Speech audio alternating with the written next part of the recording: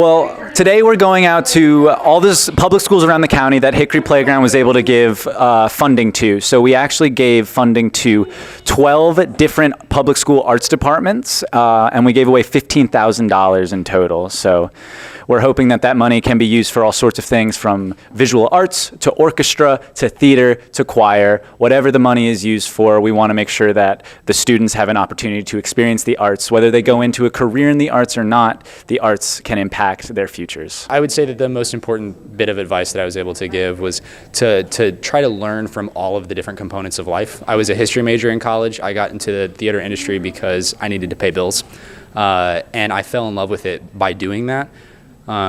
Every single thing that you learn can end up impacting and influencing the way you communicate with other people and the way you do theater, and that makes you a more well-rounded individual, and that's kind of what we are trying to push for here at the Hickory Playground. Is, you know, students of all ages, all sorts of people need the opportunity to learn who they are, to get the chance to be behind the scenes, to get the chance to be on stage, and really stretch themselves as humans. And so that's kind of what we are trying to help with. We visited Grandview, we visited Bunker Hill, we visited Bandy's, we visited Fred T. Ford, and we visited, last but not least, St. Stephen's High School. And we were actually able to give away to about 5 more schools that we weren't able to get to today because the day is only so long. And why is it important to you to give back each year? What does it mean to you to see the smiling faces that you see when you give back?